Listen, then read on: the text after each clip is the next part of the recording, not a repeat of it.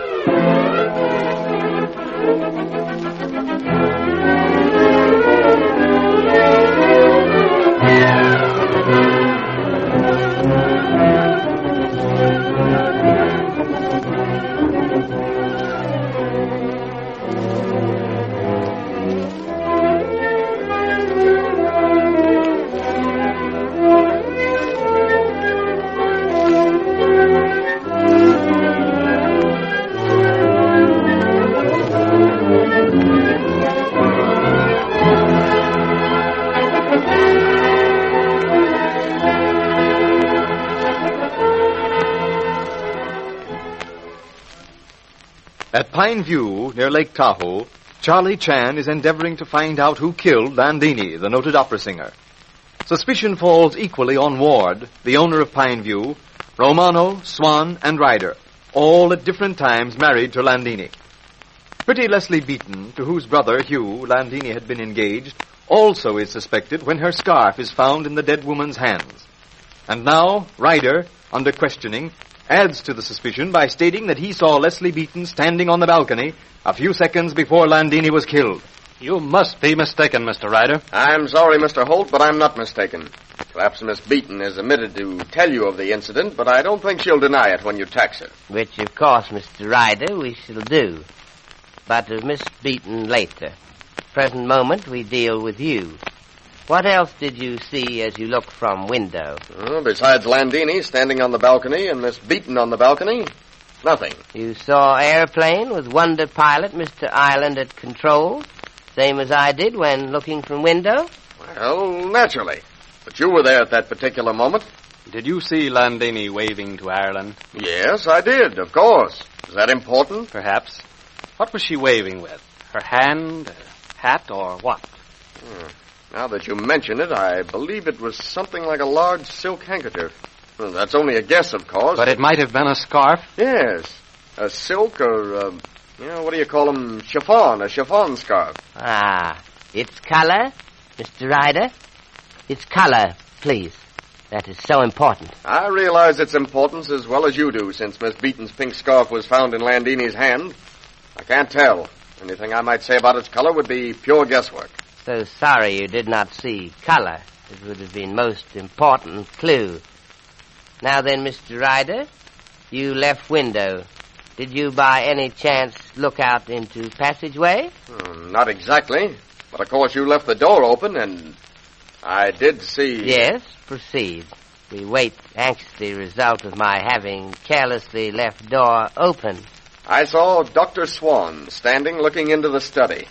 And he turned and went down the stairs. You couldn't tell whether or not he had actually been in the study. No, I couldn't tell that. I had no particular reason to even think about his being there. It was perfectly natural. He was looking into the study, then he turned and went down to the living room. Then you saw Mr. Ward come along passageway and join us in room just before we heard shot? No. No, I didn't. I turned to look out the window again when Ireland went into that final loop before he landed. The next thing I remember was Dudley Ward saying that Ireland's a clever flyer, all right. Quite so. From that moment on, I believe we're equally aware of what took place, Mr. Ryder. Thank you so very much indeed for your cooperation. You have corroborated in part rather extraordinary claim of Miss Beaton. Will you be so good as to remain while we question young lady about her omission to tell us she was on balcony? Well, I don't see why I should be made to face her. You're not being made to face her, but I, for one, would prefer it. Well, then, I suppose so. If you have any real reason. I have very definite reason. Mr. Holt, will you ask Miss Beaton to come in, please? Oh, yes, sure. Thank you so much. Mr. Ryder, you are hiding something. See here, Chan. Are you implying that I'm lying? No, Mr. Ryder. since you are not upon oath to tell whole truth and nothing but truth. But you are not telling everything.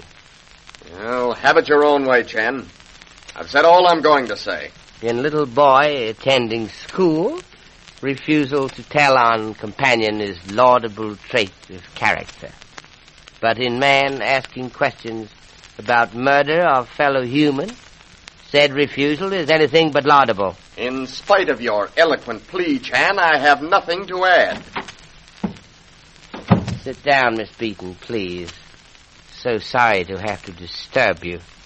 But Mr. Ryder, much against his will, I must add. Thank you, Chan. Mr. Ryder says that upon looking out window, he saw you on balcony at the same time as murdered woman. Oh, that's quite possible, Mr. Chan. I did step out onto the balcony for a few moments while the plane was landing, but it was too cold. I remained less than a minute, I believe. But you did not tell us that before. Can you give reason? Yes, I can.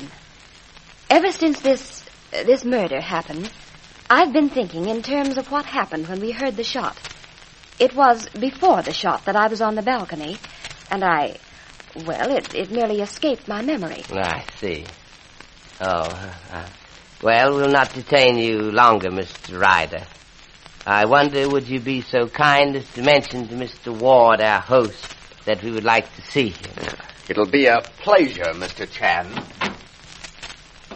Ryder sure doesn't like you, Inspector. So seldom people having something to conceal do like policemen.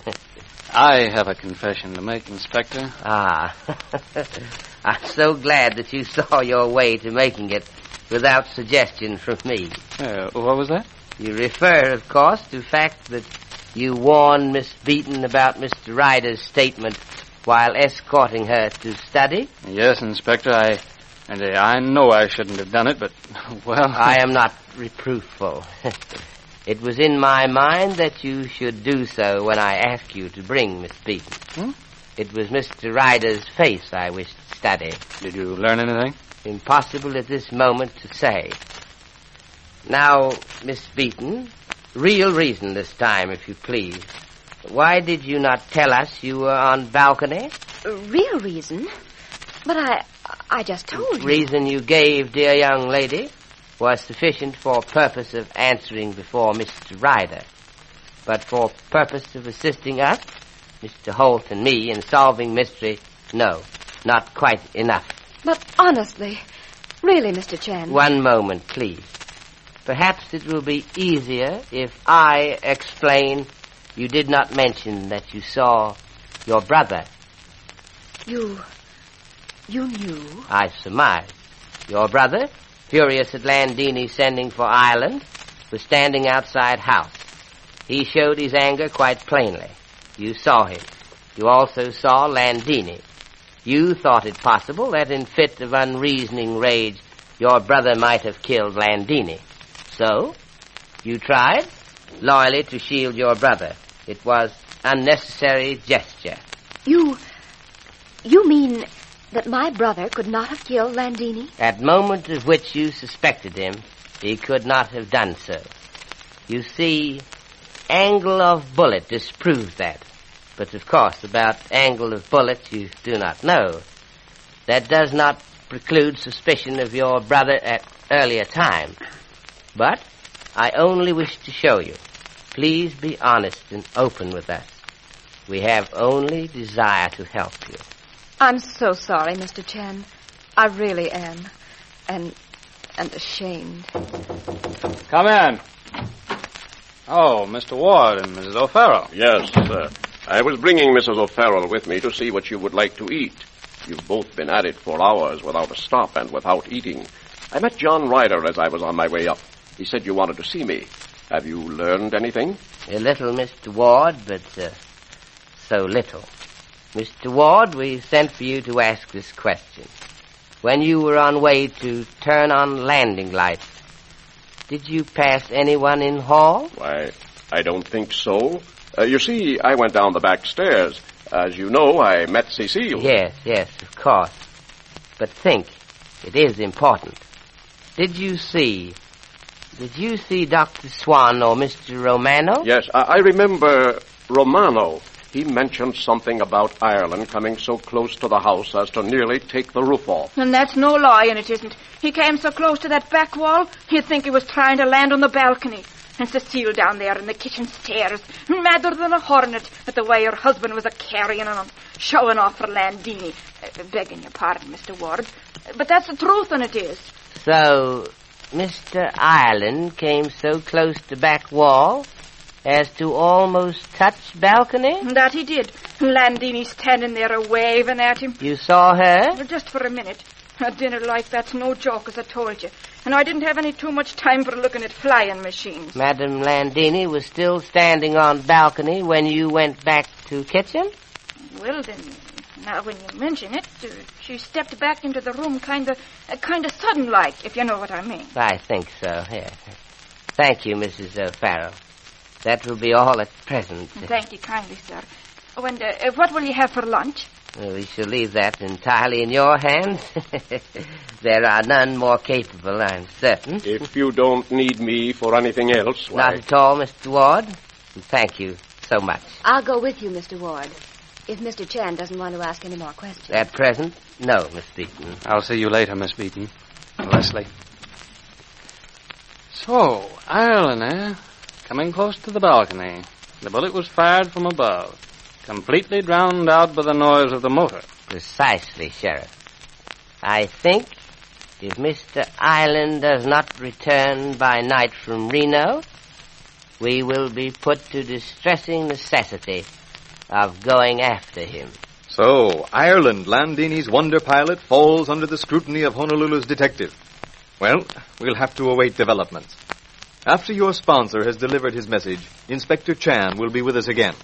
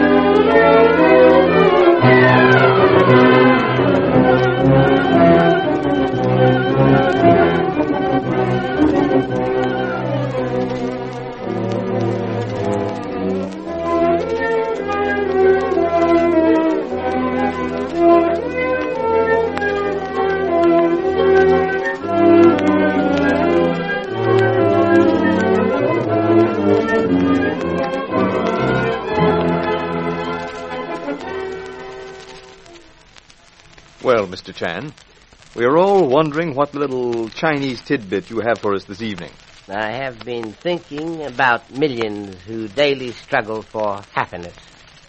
Many years ago, Lao Tzu had saying which explains much.